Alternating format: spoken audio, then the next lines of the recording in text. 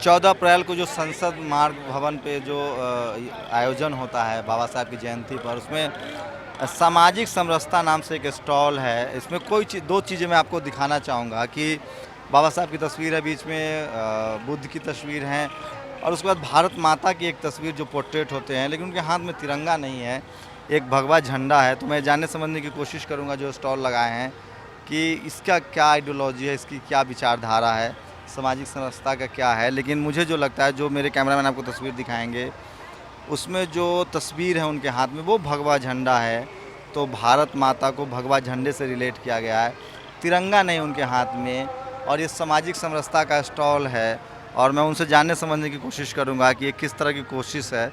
क्या लग रहा है आप लोगों को कि जो भगवा झंडा है, जो भारत माता है उनके हाथ में भगवा झंडा, उसका क्या मतलब समझ रहे हैं आप लोग?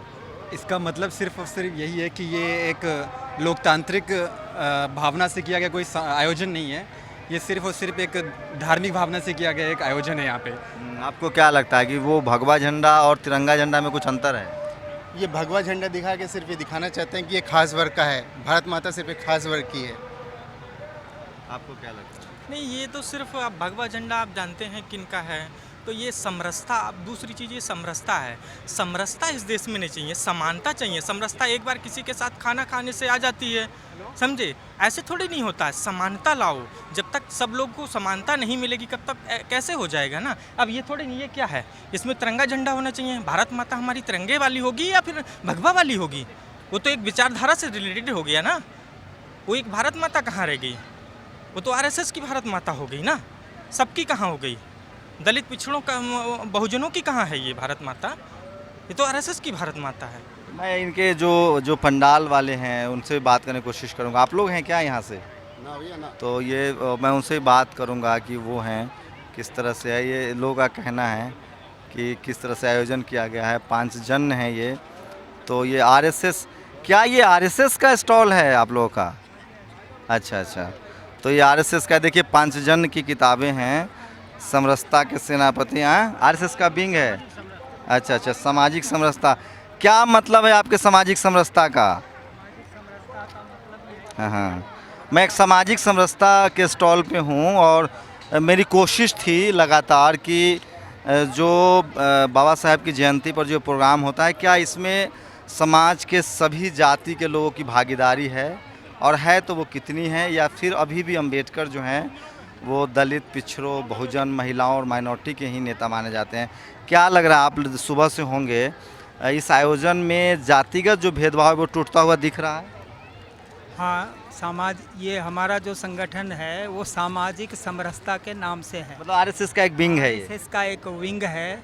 मूल रूप से हमारा काम है कि जो समाज में असमानता है उसको, तो विशेष करके जो अपने अनुसूचित बंधु हैं उनके बीच में हमारी। तो आप बताइए कि अनुसूचित जो बंधु हैं आपके, उनके साथ जो सामाजिक भेदभाव है वो किन लोगों ने किया है? वो तो समाज में बहुत प्राचीन काल से समाज वो, मतलब किन लोगों ने किया? आज अगर जातिगत जो अपने देश का बंटवारा है, एससी, एसटी, ओबीसी, माइनॉरिटी और जनरल कैटेगरी के लोग, ये 4 जो वर्गीकरण है कॉन्स्टिट्यूशनली, उसमें किन लोगों को आप जिम्मेदार मानते हैं उस भेदभाव के लिए? नहीं, उसमें से तो पहले से जो है ना एक वर्ण व्यवस्था थी, 4 वर्ण थे। उसमें से जो अनुसूचित बंधु जो पहले थे, तो उन पर कुछ समाज के लोगों के द्वारा उनके ऊपर अत्याचार। देखिए आरएसएस पर बहुत, मैं कोई आपसे कोई मेरी दोस्ता बस नहीं पूछ रहा हूँ। आरएसएस एक लीडिंग रोल में है इस देश में।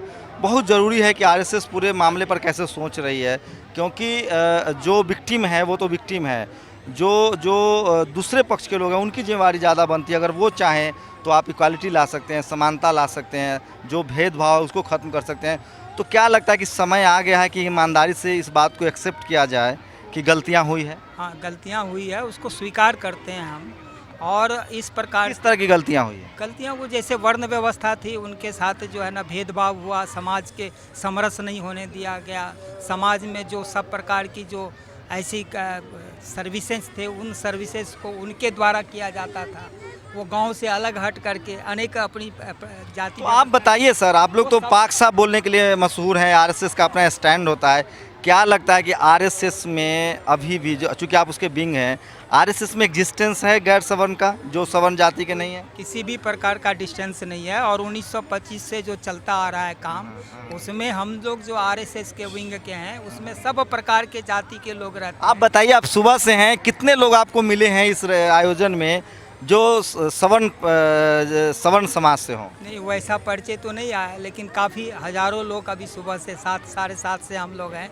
और ये एक और मेरा सवाल है, आपकी जो भारत माता का कॉन्सेप्ट है, उनके हाथ में भगवा झंडा है, क्या लग रहा है कि तिरंगा और भगवा में भगवा भारी पड़ रहा है राजनीतिक रूप से, सामाजिक रूप से, या तिरंगे का औचित्य है? क्योंकि जब आप राष्ट्रवाद की परिकल्पना करते हैं तो उसमें आपके लिए भगवा महत्वपूर्ण है या तिरंगा महत्वपूर्ण है? वो भूत में जो भी है कि जब जिस समय देश स्वतंत्र हुआ तो झंडे की बात हुई, तो झंडा कमेटी बना था 7 लोगों का, बड़े वरिष्ठ लोग थे, बुद्धिजीवी थे, उनका भी सबसे पहले जो आया कि ये भगवा को ही राष्ट्रीय झंडा के रूप तो में। आप लोग अभी भी मानते हैं कि भगवा राष्ट्रीय झंडा होना चाहिए? आज कच नहीं हमारा, लेकिन आपके तो स्टॉल पे जो तस्वीर लगी उसमें आप है। मान तो लीजिए, अब वो जैसे तिरंगे में भी सबसे ऊपर भगवा कलर है, उसी प्रकार भगवा कलर को आरएसएस अपना गुरु वो के तो रूप सर में पूरा भगवा है, आपकी जो भारत माता का कॉन्सेप्ट है उसमें सिर्फ भगवा झंडा है। भगवा है। उसमें क्या है कि भगवा हमारा तो जो मैं सिर्फ कह रहा हूँ कि आरएसएस अपनी बातों के लिए तटस्थ रहता है, मजबूत संस्था है, दुनिया की सबसे बड़ी संस्था है, तो क्या सबके अपने परसेप्शन हो सकते हैं? तो क्या लग रहा है कि आपको अभी भी लगता है कि राष्ट्रीय नेशनल फ्लैग भगवा होना चाहिए? हाँ, नहीं, उसमें 1925 में से संघ प्रारंभ हुआ।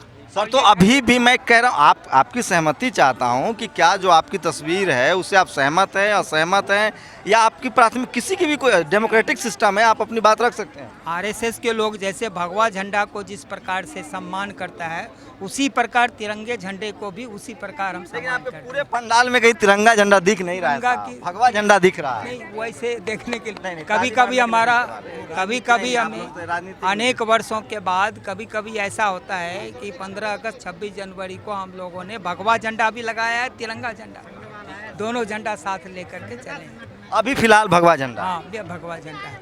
चलिए, आरएसएस की अपनी आइडियोलॉजी है। जितना भगवा झंडा का मान सम्मान करते हैं, उतना ही तिरंगे झंडे को भी मान सम्मान करते हैं।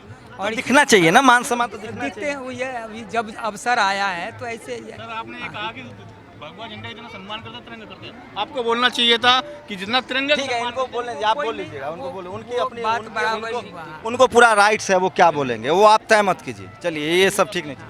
जी, एक और बात बताइए सर कि क्या इतने सालों बाद, आज़ादी के बाद भी आप बात करें, इस तरह के आयोजनों में सवर्ण समाज की भागीदारी नहीं है, फिर आप आपको क्या लग रहा है, जब दिल्ली में, देश की राजधानी दिल्ली में अर्बन एरिया है ये, जब यहाँ भागीदारी नहीं है, तो क्या लगता है आरएसएस अपने उस काम में सफल हो पाया है जिसमें वो बात कर रहा था कि हम जो खाई है उसको मिटा रहे हैं? क्योंकि आप दिल्ली में देखिए, नेशनल हॉलीडे भी है, दिल्ली में है, इसमें आप जातिगत देखिए तो जातिगत जो भागीदारी है वो तो है नहीं।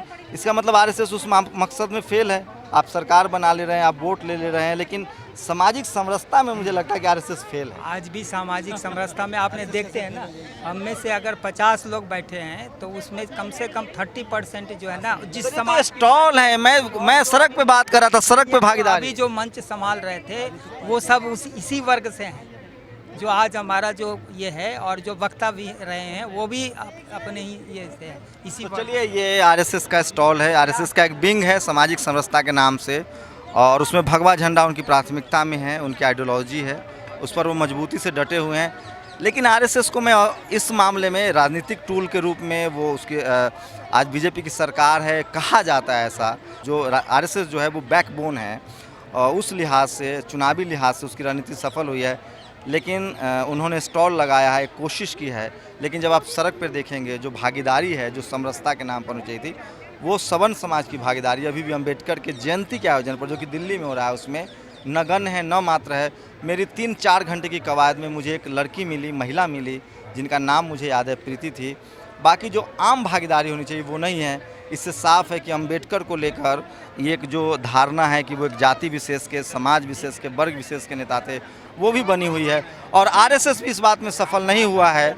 आरएसएस भी अभी तक इस बात में सफल नहीं हुआ है कि वो लोगों को, खासकर ऐसे आयोजनों पर, सामाजिक संरचना उनकी मजबूत दिखे, और सवर्ण समाज की भागीदारी अभी भी इस तरह के कार्यक्रमों में नगण्य है। कैमरामैन के साथ शंभू कुमार सिंह, नेशनल दस्तक, दिल्ली।